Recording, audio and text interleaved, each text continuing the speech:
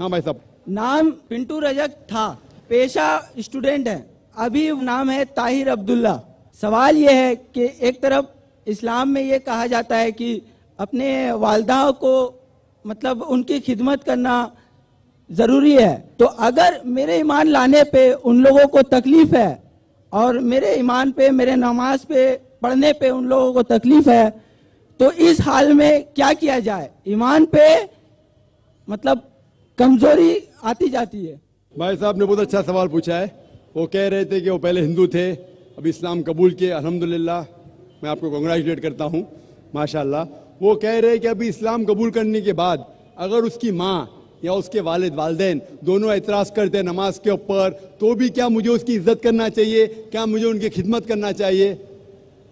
जो भी मैंने तकरीर में कहा वो अपने जगह पे बिल्कुल सही है। आपको अपने वालिदैन की खिदमत करना चाहिए, उफ तक नहीं कहना चाहिए। लेकिन कुरान मजीद में जो मैं आयत कोट किया, सूरह लुकमान की सूरा नंबर 31 आयत नंबर 14 में, कि हमने इंसानों से कहा है कि अपने वालिदैन से हुस्न सलूक करे, और तुम्हारी माँ ने तकलीफ से तकलीफ के बाद तुम्हें जना और 2 साल तक दूध पिलाए, उसके फौरन बाद लिखा है। लेकिन अगर आपके वालिदैन आपके साथ जिहाद करते हैं, जुद्दोजहद करते हैं, आपको किसी और की इबादत करने के लिए अल्लाह के अलावा, यानी आपको शिर्क करने पे मजबूर करते, तो उनकी बात मत मानो, लेकिन फिर भी उनके साथ हुस्न सलूक करो। तो कुरान में ये लिखा है कि आपके वालिदैन की इज्जत करो, हुस्न सलूक करो, लेकिन अगर वो अल्लाह के खिलाफ जाते हैं या अल्लाह के रसूल के खिलाफ जाते, उस वक्त आपको उनकी बात नहीं मानना चाहिए, लेकिन फिर भी हुस्न सलूक करना चाहिए। तो वो अगर बोलते नमाज मत पढ़ो, आपको नमाज पढ़ना चाहिए, लेकिन फिर भी उनके साथ प्यार से पेश आना चाहिए। आपका फर्ज है कि आप आपके वालिदैन के, भले वो मुशरिक है, भले वो गैर मुस्लिम है, फिर भी आपको उनके साथ प्यार से पेश आना चाहिए। ये फर्ज है आपका। अगर आप प्यार से पेश नहीं आएंगे तो आप अल्लाह के खिलाफ जाएंगे, अल्लाह के रसूल के खिलाफ। लेकिन अगर वो आपसे कुछ चीज कह रहे हैं जो शरीयत के खिलाफ है, अल्लाह और अल्लाह के रसूल के खिलाफ है, तो उस वक्त आप उनकी बात मत मानिए, लेकिन फिर भी उनके साथ प्यार से पेश आइए और उनको दावत दो। उनको लगना चाहिए कि मेरा बेटा अभी इस्लाम कबूल करने के बाद इतना दयालु है, ज्यादा प्यार कर रहा है मुझे, भले मैं उनसे टोक रही है फिर भी प्यार करता है, मेरी खिदमत करता है, मेरी देखभाल करता है, इतना मुतासिर होना चाहिए, क्या वो भी इस्लाम कबूल करना चाहिए? Hope the answers the question. अस्सलाम वालेकुम। मेरा नाम नीरज ढींगरा है और काम वैसे मैं बहुत कुछ करता हूँ, लेकिन उससे आपको मेरी हकीकत पता नहीं चलेगी। पर इतना है कि एक सवाल कही है, पर छोटे में सिर्फ इतना पूछना चाहूँगा जाकिर साहब, मेरे ख्याल से आप परसों मतलब फ्राइडे को, शायद आप फ्राइडे को दोपहर को यहाँ पर आए थे, दोपहर के समय, यहाँ देखने के लिए कि अरेंजमेंट कैसे चल रहे थे।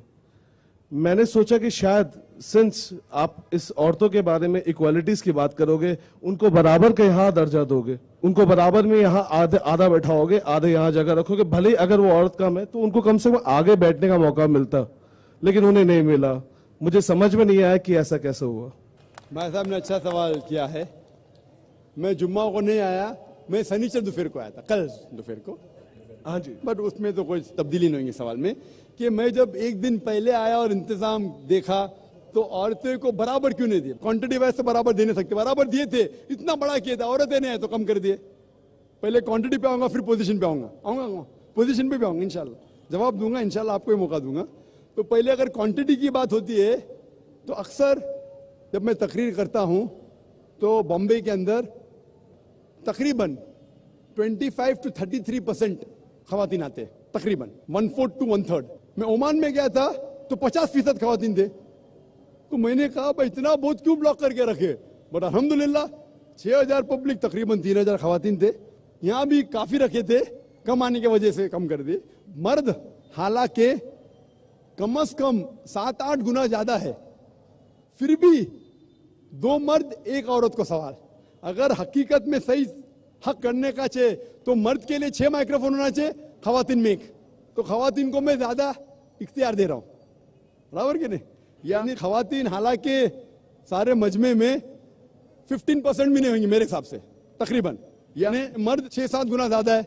तो अगर बराबर हिसाब करने का है तो मर्द के माइक्रोफोन आ जाए 6-7, औरत के 1। फिर भी मैंने कहा नहीं, मर्द के तो औरत के। जहां तक कि पोजीशन का सवाल है, पोजीशन में भाई साहब जब हम औरत को इज्जत देते हैं। आप बेटा बोल लो काफी है। जी भाई साहब ना बोलो, बेटा बोल लो काफी है, आपसे बहुत छोटा हूँ। आपकी उम्र क्या है? 30 का हूँ। आई एम 30 है, मेरी उम्र 40 है, तो भाई साहब कहूंगा। अच्छा मैं अंकल कह लूंगा। मेरे बेटे की उम्र सिर्फ 12 साल है। चलो ठीक है, माफ किया। क्या मैं इतना बूढ़ा लगता हूँ क्या? मेरे इल्म के ऊपर उम्र को जांचने की कोशिश मत कीजिए। आप सही पहचान जी रहे। हाँ। और 40 भी अब भी हुआ 3 महीने पहले। तो मैं कह रहा था कि क्यों हमने औरतों को आगे नहीं रखा, इसकी वजह थी। वजह ये है कि ये कैमरा दिख रहे आपको, कम से कम 7 कैमरा लगे इधर उधर घूम रहे। तो हमारा एक उसूल है कि हम ज्यादा औरतों की नुमाइश नहीं करना चाहते। अगर क्लोज रहेंगे तो क्लोजअप जाएगा, अगर लड़की खूबसूरत होंगी शायद आप उसको देखेंगे, आप नहीं मतलब बाकी लोग, फिर हिजाब टूट जाएगा। आप समझे ना? तो हमारा उसूल है कि हम औरत को इज्जत देते, लेकिन इज्जत देते टाइम पर कोई गलत आदमी उसको घूर घूर के देखा, सपोज मेरी बहन आ जाएंगी और कोई आदमी घूर के देखेगा, मुझे अच्छा नहीं लगेगा कि मेरी बहन को कौन घूर के देख रहा है, तो मैं कहूंगा कैमरा हटाओ। तो इसीलिए दूर रखा है। तो लॉन्ग शॉट, मैं यही सोच रहा था कि डाइस में भी एक औरत होनी चाहिए, वो भी नहीं है। वही बोलूंगा मैं, वो भी सवाल का जवाब दूंगा, डाइस का भी जवाब दूंगा। जब लॉन्ग शॉट होता है तो हमारा उसूल रहता है कि खवातीन को दूर से दिखाना। और हमने एक सैटेलाइट चैनल शुरू किया, पीस टीवी। जब खवातीन को क्लोजअप दिखाते तो 3 सेकंड से ज्यादा नहीं दिखाते, तो कुरान में लिखा है ना कि घूरो मत।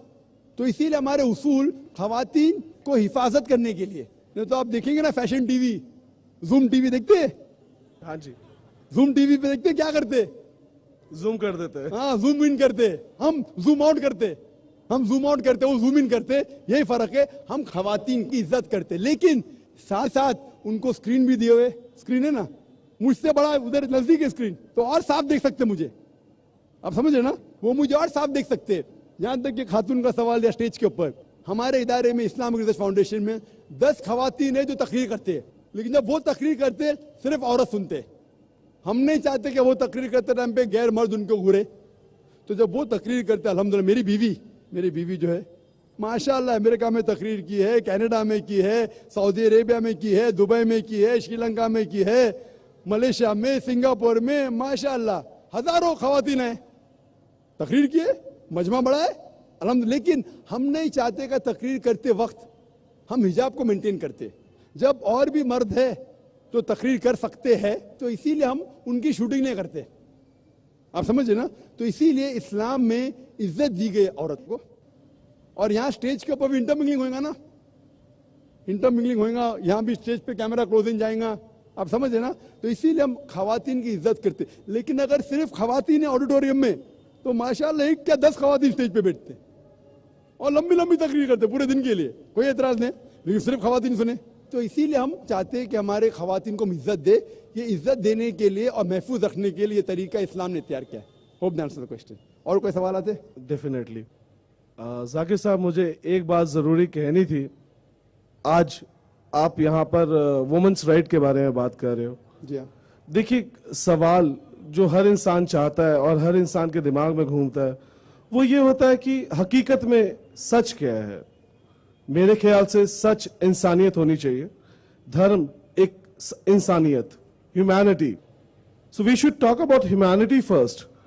आई थिंक धर्म, हर धर्म, मैं ये नहीं कहता कि आप you always talk about common terms. मैं आपके बहुत सारे शोज देखा हूं, you talk about common terms, but why by a name, why not by a name as humanity. भाई साहब ने बहुत अच्छा सवाल किया कि आप इतनी अच्छी अच्छी बातें कर रहे, लेकिन ह्यूमैनिटी क्यों नहीं कह रहे? नहीं, मैं ये नहीं कह रहा, मैं सिर्फ ये कह रहा हूं कि हम एक धर्म, एक सोच, इंसानियत, बस उतना सोच के चले तो क्या आपको लगता है कि कोई भी इंसान कुछ गलत कर पाएगा? कहीं पर कोई औरत को अलग से पर्दा करना पड़ेगा? जैसे आपने एक एग्जाम्पल दिया था पहले सवाल पे कि जो मिनी स्कर्ट पहने और जो बुरखा पहने, तो मिनी स्कर्ट पे नजर पड़ेगी। पर अगर वो इंसान खुद पढ़ा लिखा हो, जिसकी नजर जा रही है, तो क्या आपको लगता है वो स्कर्ट वाली पे भी अलग से नजर रखेगा? भाई साहब ने बहुत अच्छा सवाल किया। गलती तो उसकी है जो अलग से देख रहा है। बहुत अच्छा सवाल है भाई साहब, बहुत अच्छा सवाल है। पहला सवाल, मेरे कई सवाल है, मैंने आपको पहले ही कहा था। मैंने पहले ही आपको कहा था कि हमारे कई सवाल हैं। इंशाअल्लाह मुझे मौका सिर्फ 2 दिन के और 2 सवाल लेके का आएंगे, मिला। वापस आपके पास आएंगे जरूर। भाई साहब ने पहले सवाल किया था कि ह्यूमैनिटी क्यों नहीं, ह्यूमैनिटी होना चाहिए, मतलब इंसानियत, ये धर्म क्यों? इस्लाम हिंदुइज्म धर्म क्यों, इंसानियत होना चाहिए। और फिर सवाल क्या है कि अगर अच्छा इंसान रहे तो रूल रेगुलेशन की जरूरत नहीं, उसकी मिसाल में बाद में दूंगा। पहले सवाल उन्होंने कहा भाई साहब इस्लाम में आप अच्छा मुसलमान बन नहीं सकते तब तक जब तक अच्छे इंसान नहीं है। पहले अच्छा इंसान होना जरूरी है, आप समझ रहे। आप जब तक अच्छे इंसान नहीं है तब तक आप अच्छे मुसलमान बन ही नहीं सकते, समझे आप। Point number 1। पॉइंट नंबर 2, लेकिन सिर्फ अच्छा इंसान होना काफी नहीं हमारे लिए, आप समझे ना। अच्छा इंसान मतलब जस्ट पास स्कूल, हम चाहते हैं ग्रेजुएशन हो। आपके इतने करीब आना, आपसे इतनी बात करना, मैं पहले आपको 2 सवाल का जवाब दूं भाई साहब। प्लीज सर प्लीज, बाकी लोग भी ठहरे। डेफिनेटली मैं पहले दोनों सवाल का जवाब दूंगा और फिर आप ही जाऊंगा। हाँ जी। मैं रूंगा, डरो मत, इंशाल्लाह आपको वक्त दिया जाएगा। तो अच्छा इंसान होना जरूरी है, लेकिन पहला नंबर पे आप बोलते धर्म की क्यों बात कर रहे हैं। मैं धर्म की इसलिए बात करता हूं क्योंकि लोग धर्म को मानते हैं, और मैं यकसानियत पे बात करता हूं। बिल्कुल सही कहा आपने, सिमिलैरिटीज नॉट डिफरेंसेस। तो मेरा सही मकसद है आपस में यकसानियत का। और आप जो बोलते हैं कि धर्म की बात क्यों, इंसानियत की बात किसके बलबूते पे करूं, क्या गांधी जी के, किसके बात, कोई तो होना चाहिए। तो मैं कहता हूं कि उसकी बात मानो जो हमारा बनाने वाला है खुदा। आप समझ रहे नहीं। आप जो कहेंगे इंसानियत है, मैं शायद वो बात नहीं मानूंगा, डिफरेंस होगा ना। कई बात हमारा यकसा रहेंगे, कई बात नहीं भी रहेंगे, आप समझ रहे नहीं। कितने बात में वी में डिफर। लाइक आप कहेंगे कि आगे रखो, मैं कहूंगा पीछे रखो, तो झगड़ा होगा। तो इसीलिए उसकी बात माने जिसने हमें बनाया।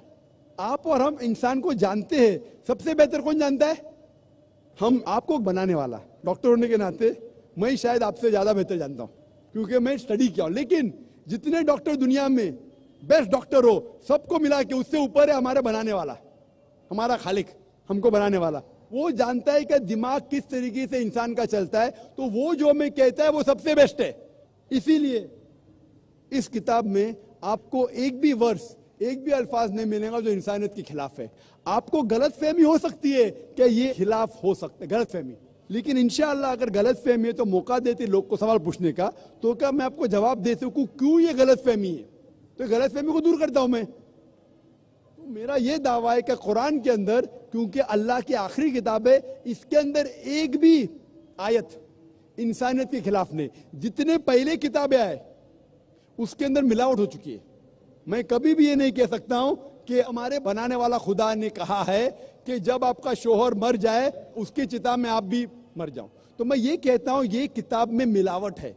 किसके तरफ से, इंसान की तरफ से। खुदा कभी लिख ही नहीं सकता ऐसा। खुदा कभी कह सकता है कि औरत को इल्म मत दो, लिखा है लेकिन वेद में। कुरान में क्या लिखा है, पहले हिदायत, इल्म दो औरत और मर्द को। अगर कोई मुसलमान नहीं देख रहा हो, गलत कर रहा है, उसको सजा होगी। आप समझ रहे कि नहीं। मुस्लिम को मत देखो। तो इसीलिए मैं जब कहता हूं इस्लाम, इस्लाम के मानी है अमन, इस्लाम के मानी सिल्म से आता है अपनी सारी ख्वाहिशें अल्लाह के हवाले करना, खुदा के हवाले करना। तो इस्लाम का मतलब है अमन हासिल करना, अपनी सारी ख्वाहिशें खुदा के हवाले करने के बाद। और जो भी शख्स ऐसा करता है उसे कहते मुस्लिम। मैं तकाबिल मज़ाहिब का स्टूडेंट हूं। मैं ये कहना चाहता हूं, अच्छी बात सिर्फ लेता हूं और बोलता हूं कम से कम इसके ऊपर तो अमल करो। आपके वेद में भी लिखा हुआ है अबाउट मॉडेस्टी, बाइबल में भी लिखा हुआ, जो मैं कर चुका हूं मेरे कसट में। तो मैं यकसानियत लेके आ रहा हूं। तो आप अगर कहेंगे कि इंसानियत की बात क्यों नहीं करते, तो इंसानियत की तो कर रहा हूं। मेरे पूरे तकरीर में एक भी गैर इंसानी बात की मैंने, एक भी गैर इंसानी बात की नहीं की।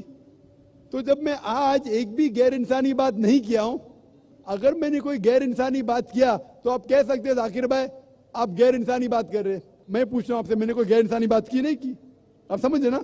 तो मैं इंसानियत की बात कर रहा हूं। आपका जो दूसरा सवाल था, आपका दूसरा सवाल क्या था भाई साहब। देखिए, वक्त के साथ हर चीज बदलती है।